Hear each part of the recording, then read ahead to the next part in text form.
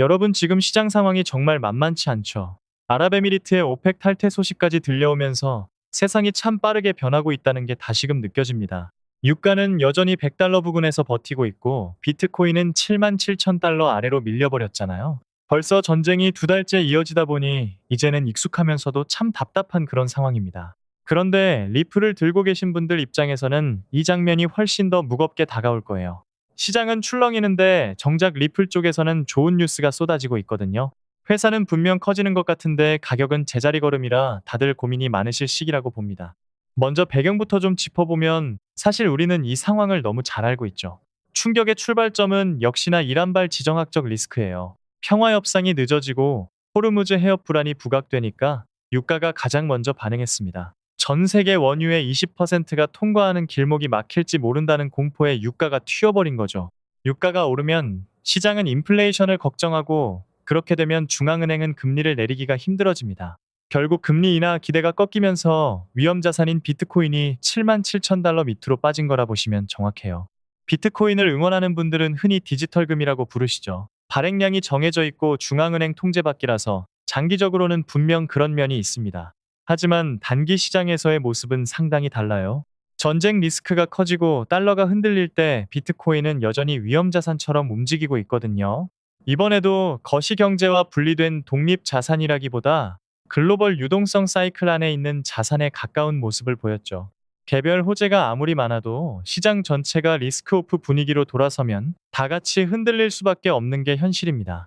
이런 답답한 상황 속에서 최근 리플 커뮤니티가 주목하는 이론이 하나 있습니다. 바로 XRP 엔드게임 이론인데요. 분석가들은 이걸 천천히 물이 차오르는 욕조 모델이라고 표현하더라고요.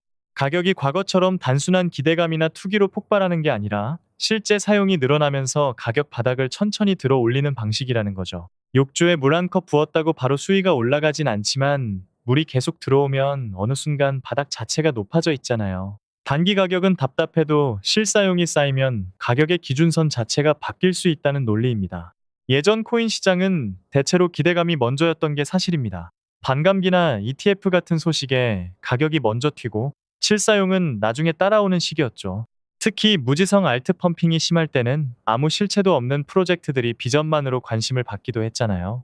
하지만 엔드게임 이론은 그 순서를 완전히 거꾸로 봅니다. 결제나 정산 그리고 기관용 금융 기능이 먼저 탄탄하게 쌓이고 그 위에 시장이 올라탄다는 그림이죠. 이렇게 만들어진 가격은 한 번 잡힌 바닥이 쉽게 무너지지 않는다는 아주 큰 장점이 있습니다. 그래서 우리가 지금 챙겨봐야 할 흐름이 바로 리플 트레저리입니다. 최근 공식 채널을 통해 디지털 에셋 어카운트와 유니파이드 트레저리를 출시했다고 밝혔죠. 핵심은 기업의 재무팀이 법정 화폐와 디지털 자산을 하나의 시스템 안에서 관리할 수 있게 만든 거예요.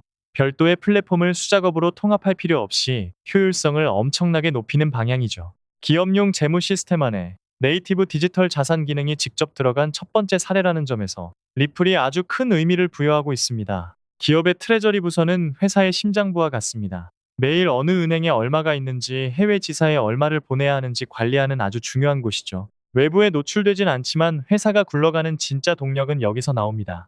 그래서 재무팀이 새로운 시스템을 받아들이는 건 정말 신중할 수밖에 없는 일이에요. 리플은 바로 이 가장 보수적이면서도 핵심적인 영역을 파고들고 있습니다. 돈의 흐름 자체를 리플의 네트워크 위로 올리려는 아주 영리하고도 거대한 전략이라고 볼 수 있죠.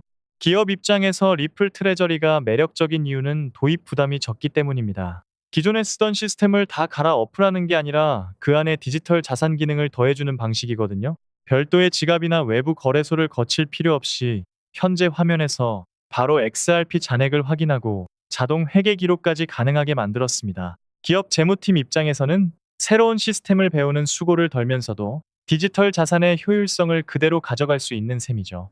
이런 차이가 결국 실제 도입 속도를 결정하는 핵심 요인이 될 겁니다. 기업이 디지털 자산을 받아들일 때 가장 무서워하는 게 바로 규제 리스크입니다. 그런데 리플은 참 다행히도 그 험난했던 소송을 통해 중요한 결론을 얻어냈잖아요. 일반 투자자에게 판매된 XRP는 증권이 아니라는 법적 지위를 이미 확보했습니다. 이건 회계법인이 사인을 해줄 수 있는 자산이라는 뜻이고 기업 재무 시스템에 들어갈 수 있는 최소한의 자격을 갖췄다는 의미죠. 다른 대부분의 알트코인이 여전히 회색지대에 있는 것과는 출발선 자체가 아예 다르다고 볼 수 있습니다. 이런 흐름은 사실 치밀하게 준비된 결과입니다. 리플은 작년에 40년 전통의 기업 재무 운영사인 G 트레저리를 인수했죠. 이곳은 이미 전 세계 1연곳 이상의 대기업 고객을 보유하고 있는 회사예요. 은행 간 송금망을 넘어 기업의 자금이 흐르는 시스템 자체를 장악하겠다는 의지가 담긴 행보입니다. 이번 트레저리 통합은 그 확장 전략의 아주 자연스러운 다음 단계라고 보시면 돼요. 단순히 코인 회사가 아니라 글로벌 금융 인프라 기업으로 체급을 완전히 바꾸고 있는 과정인 거죠. 장기적으로는 이 변화가 우리 같은 평범한 사람들의 삶에도 영향을 줄 수 있습니다. 급여를 2주나 한 달마다 받는 게 아니라 실시간 정산 시스템 위에서 매시간 심지어 매분 단위로 받을 수 있는 구조가 가능해지거든요.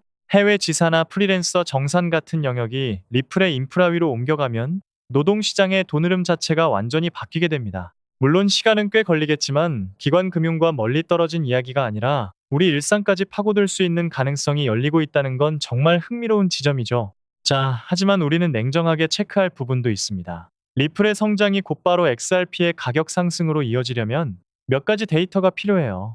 실제 도입 기업이 얼마나 늘어나는지, 그리고 그게 XRP 코인 수요로 얼마나 연결되는지를 확인해야 하죠. 발표만 무성한 게 아니라 온체인 데이터상에서 반복적인 사용량이 꾸준히 누적되는 모습이 나와줘야 합니다. 이런 지표들이 하나씩 확인될 때 비로소 엔드게임 이론은 단순한 희망 회로가 아니라 강력한 투자 프레임으로 완성될 수 있을 겁니다. XRP 현물 ETF 기대감이나 RWA 자산의 확장, 그리고 이번 트레저리 통합까지 이 모든 점이 사실한 방향을 가리키고 있습니다. 예전에는 한 분기에 하나 나올까 말까 했던 큰 발표들이 이제는 거의 매달 쏟아지고 있잖아요. 흩어져 있던 점들이 연결되어 선이 되고 이제는 거대한 그림이 조금씩 보이기 시작하는 단계라고 생각해요. 시장 전체가 눌려 있어서 가격 반응이 더딜 뿐 생태계의 기초 체력은 그 어느 때보다 단단해지고 있다는 게 이번 분석의 핵심 포인트입니다. 결국 답을 주는 건 시장이겠지만 그 방향성은 이미 긍정적으로 정해져 있다고 봅니다. 단기적인 변동성에 일희일비하기보다 기업들이 실제로 리플의 시스템을 어떻게 채택하고 있는지를 지켜보는 지혜가 필요할 때죠. 리플이 써내려가는 이 거대한 엔드게임의 서사가 여러분의 포트폴리오에 큰 기쁨이 되길 진심으로 바랍니다. 긴 호흡으로 데이터를 믿고 가다 보면 분명 좋은 날이 올 거예요. 여러분 모두가 성공적인 투자를 하시길 응원하며 오늘 분석 마치겠습니다.